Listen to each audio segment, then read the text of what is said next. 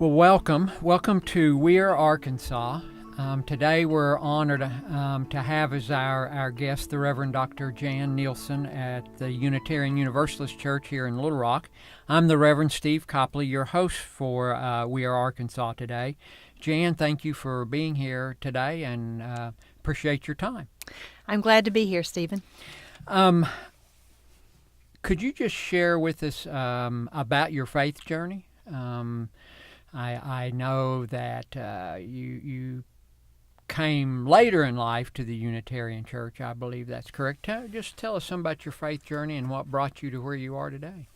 Well, thank you for the question. I actually became a Unitarian Universalist in college. Actually, it was my freshman year of college. I didn't grow up in any one faith tradition.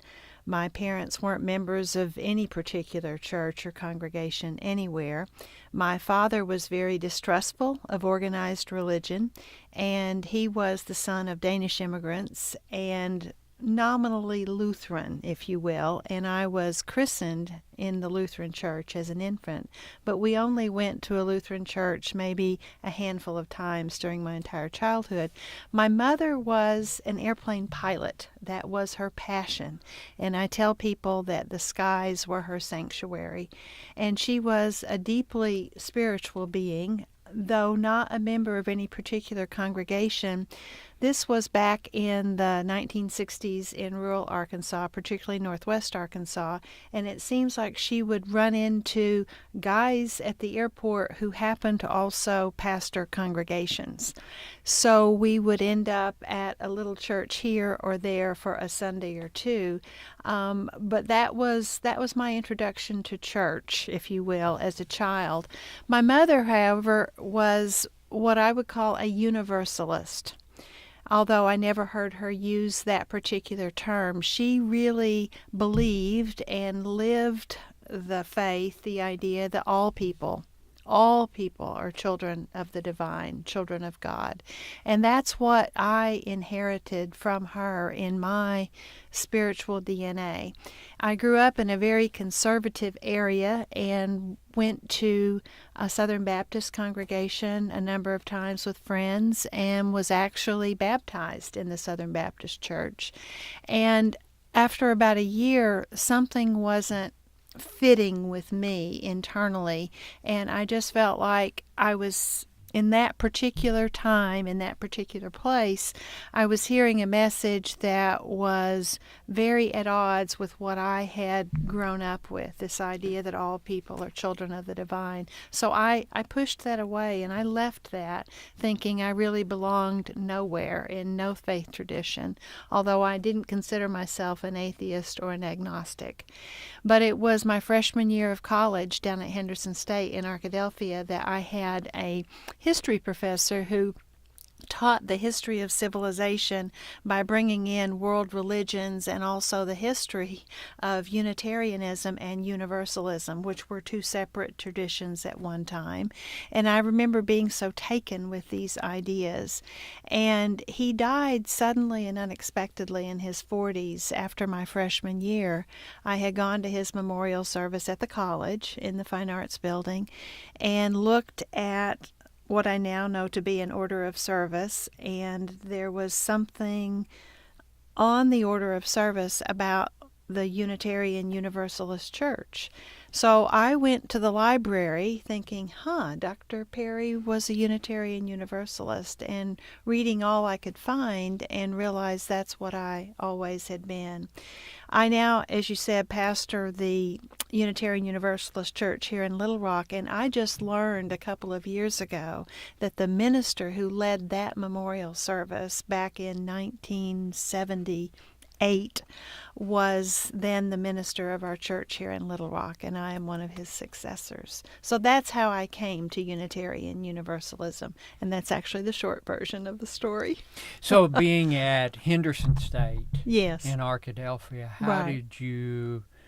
how did your growth in Unitarian Universalism? Because was there a congregation at that time there? Absolutely not, and there's still not.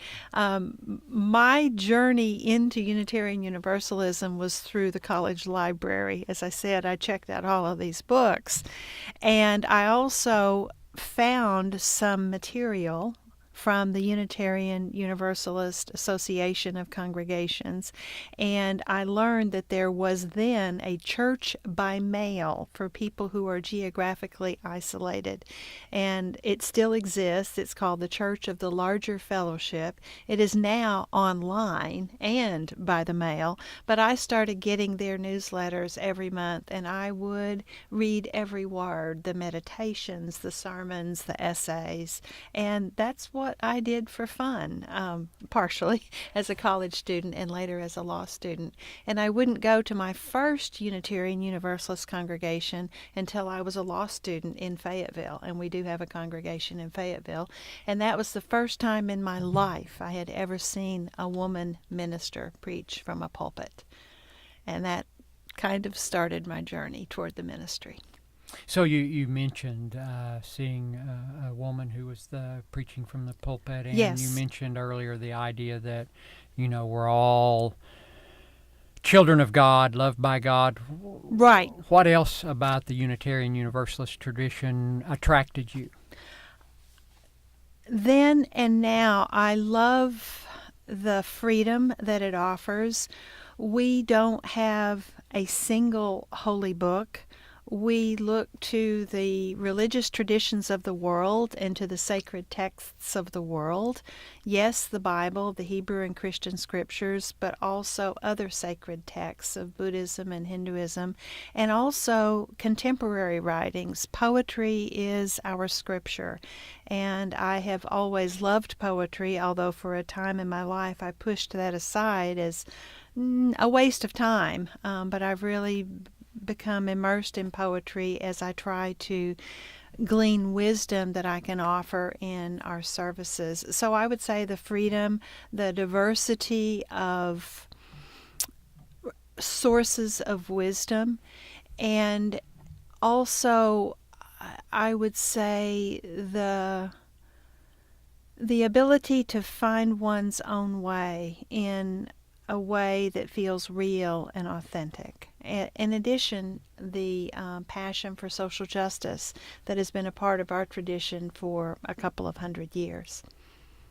So they're really two strains, Unitarian and Universalist. Yes, that is correct. Can you tell us a little bit about both strains? Because in the early founding of this country, the Unitarian Church, many of the some of our leaders, anyway, were Unitarian in their background and that played is correct. Quite a strong role in the formation of the country. That is Just correct. a little bit about those two traditions. Absolutely. Some of our early presidents were Unitarians. Mm-hmm. On the Unitarian side, the major unifying value or ethos would be the idea of the oneness of the divine and the application of reason to the reading and the interpretation of Scripture, and also a great involvement in social justice all throughout our country's history. On the Universalist side, the idea of not only the oneness of the divine, but the idea of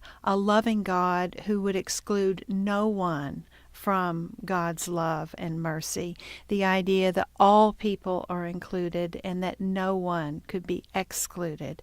These ideas go back a couple of thousand years, although they weren't considered the official church doctrine. These ideas never died. They came back to life in the Protestant Reformation, in the left wing, if you want to call it that, of the Protestant Reformation. And in this country, these ideas sprang up around the time of the American Revolution and continuing into the 1800s, so that you had the Unitarian Church of America and you also had the Universalist Church of America, very liberal Christian traditions that, as they evolved, began to look more and more alike. On the Unitarian side, as I said, you had the involvement in social justice, abolition of slavery, voting rights for women, public education, mental health reform, and also on the Universalist side, you had involvement in all of those reform movements of the 19th century. These two traditions continued to evolve into the 20th century, and both traditions started to be influenced by humanism. The idea that humankind can work toward a better life on this earth for all people. And those traditions also continued to evolve during the 1930s and 1940s, and it was by the 1950s that the youth groups of both churches began to meet together on a national basis. And also, both traditions, quite frankly, had decreased in number from their prominence in the 19th century with the softening of Calvinism in some of the mainline churches. These groups decreased in number, and both the Unitarians and Universalists were very anti-authority, anti-organization, and I think that cost both traditions a lot because they didn't have the organizational structure to see them through change. But it was in 1961 that both traditions came together and joined to form one tradition, the Unitarian Universalist Association of Congregations, which is a very long name. But basically it means that each of the congregations are independent. We are governed by what we call congregational polity, but we are one tradition.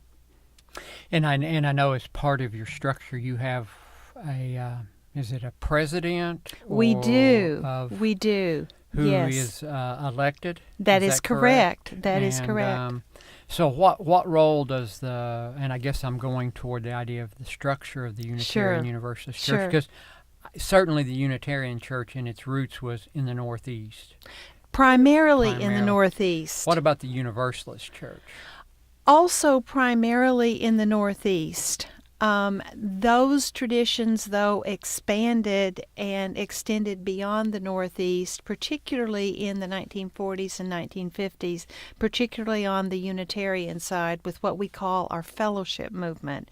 There was an effort to bring Unitarianism, what was then Unitarianism, beyond Boston and out into the western states, and it was typically a college town that would get a Unitarian fellowship, and that was true in Fayetteville. And true here in Little Rock as well. So they became nationwide. We are governed, yes, by a president and a board of directors, but those officials have no power really over the local congregation. The local congregation decides what it will do and how it will be, decides its vision and its mission, calls its own minister, votes its own minister in, decides what the religious education will be, decides what hymns will be sung, decides the liturgy or the order of service for the worship. The official structure doesn't have control over the congregation. So you might ask, well, why have it? And what is the role of the president? The president is a spokesperson for the Unitarian Universalist Association and its congregations, a fundraiser, of course, and kind of a chief executive, if you will. Interestingly enough, we just elected our first woman president in our history just last year. Susan Frederick Gray. She is also a minister, but it was the first time we have made that move forward. Oh, that's exciting. I'm curious. I'm an ordained United Methodist clergy, so yes. We have a fairly structured, rigorous kind of. Yes. And I'm not saying I say it that way, not to say that Unitarians don't. I'm curious. How, if the local congregation is the kind of the nexus, what process do you go through for ordination, and who validates that ordination? That's such a great question. And I will say that, among Unitarian Universalist ministers, we jokingly talk about Methodist envy. We envy the organizational structure and so many of the great things the Methodist Church does. Our ordination process is actually very centralized. We have something called the Ministerial Fellowship Committee, and it's a rigorous process of preparing for and seeing the Ministerial Fellowship Committee, and it gets more rigorous all the time. There are extensive reading lists, and there are academic requirements and internship requirements and chaplaincy experience requirements. You go before this body of 9 to 11 people for a half hour. You present them a short sermon, but they have a packet of material on you that is probably, well, if you printed it out on paper these days, it would probably be a couple of inches thick. It's very extensive. And they can ask you anything they want on any of the reading material about your personal development and the things that may have come up in your multiple evaluations along the way. And they rate you on a scale of 1 to 5. 1 meaning you're ready for ordination, and 2 meaning you have more work to do, and then the other numbers have certain meanings as well. But they are the people who officially ordain. Now, there's a footnote to this, and that is because we do have congregational polity, and because the local congregations can really do anything they want, a local congregation could say, we want to ordain Stephen Copley or Jan Nielsen to our ministry, and we're not so concerned with what that Ministerial Fellowship Committee says. That is a possibility, and it has happened, but that person wouldn't have the approval, the fellowship of the Ministerial Fellowship Committee. So when they would try to go to another congregation, they wouldn't have that sanctioning from the official body. So that's a complicated answer, but it's a good question. No, that's good. That's where I was headed. So the Ministerial Fellowship body is a national body?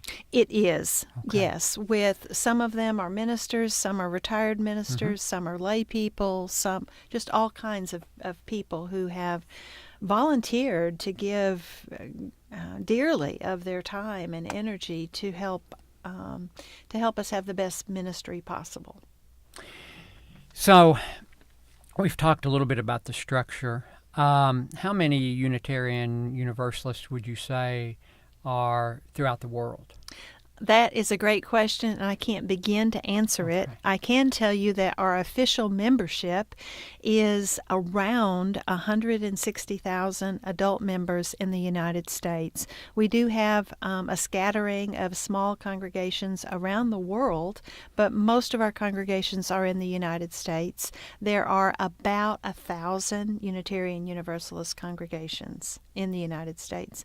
I will also tell you that when Pew or Gallup does a poll of religious affiliation, we come up with 800,000 to 1 million folks who claim that they are Unitarian Universalists, but they're not on our official roll books. So in Arkansas, I know certainly a full-time church in Fayetteville, one here in Little Rock. Yes. Are those the only two where they have full-time clergy, or? That is correct, although Hot Springs Village is a congregation that's been in existence now for about 50 years, and they now have a part-time minister, a very talented minister there serving them. We do have a number of other small groups throughout Arkansas, but they're not yet served by ministers. And how do they function, like Jonesboro and Eureka Springs? Mountain Home. Mountain Home. Yes, and then there's a second congregation in Hot Springs, totally lay-led and totally lay-governed, totally lay-served. They do invite guest speakers to come and share a service. I'll be preaching in Jonesboro in a couple of weeks, and I've gone to Hot Springs Village and Eureka Springs. So that's how they function. They do get some support from the Unitarian Universalist Association, not financial support, but resources, ways to lead services, religious education materials. And now that things are online, they can share online sermons, videos, and that's helpful. And the election of the president. So is there a national body that you meet on a regular basis where you have delegates or representatives? Yes, it's called our General Assembly. General Assembly does meet every year. There are delegates from all of the congregations. Ministers are also delegates. And there is a campaign. Once every 8 years, we elect a president. That's how it used to be. We've changed to a six-year term now. But yes, it is a campaign and an election. This past time, we actually had a search committee recommend a candidate that had never been done before.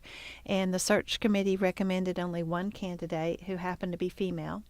And that was intentional on their part because we had not been able to break that gender barrier.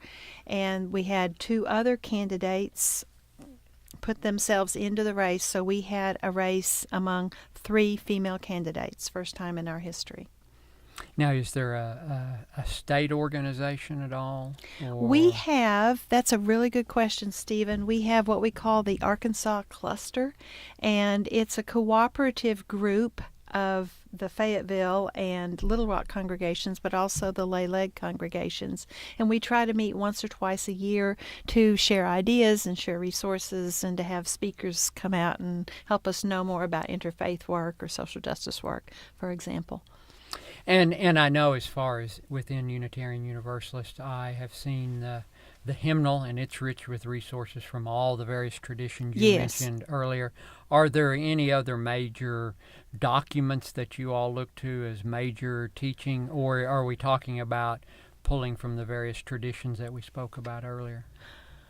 Well, we pull from the various traditions, and as a minister, I feel like it's part of my calling and part of my duty to read, and to read a lot, and to read what's current, from the New York Times, the most recent poetry, that sort of thing. We don't have an official sacred text. However, we draw from our history, from the writings of Emerson, who was a Unitarian minister, and the writings of Thoreau, and our own history, and we just draw widely. I even quoted from Howard Zinn a couple of weeks ago, who writes a non-traditional history of the United States. Well, it's and there, and we as humans have this tendency, we want to put everything into a category. We do. So, but we have Christianity, we have Islam, we have Judaism and Hinduism and Buddhism, and I've had discussions with other Unitarian pastors, Unitarian Universalist pastors, who said that each congregation has its own identity, often as to whether, and since it's predominantly U.S. based, whether or not it sees itself as Christian or something else. Is that pretty accurate, or? That's somewhat accurate. It's also true that just as we humans change and evolve, the culture and theological tenor of a congregation of folks can change and evolve over time. And this is within the larger context of Unitarian Universalism. I've been active as a Unitarian Universalist ministry student and minister for about 25 years, and I have seen tremendous change and evolution, if you will, within our religious tradition. So it is true that each individual congregation has its own culture, but none of it is set in stone or in concrete. And I will say, too, that the historical roots of any one congregation will affect how it is today. If its roots were solely Unitarian, and we have those congregations, that's one way of being. If its roots are solely Universalist, and the church I previously served was a historically Universalist congregation, that shows up in everything they do. If the roots of the congregation are more a part of the fellowship movement I mentioned earlier, more a part of the humanist era, that shows up in the congregation, but none of it is set forever. Well, Jan, thank you so much. Thank you for being a guest on We Are Arkansas. And our tagline is because we're more alike than different. And that certainly comes through in the understanding of the Unitarian Universalists. And thank you again for being here and being with us. Thank you very much for having me.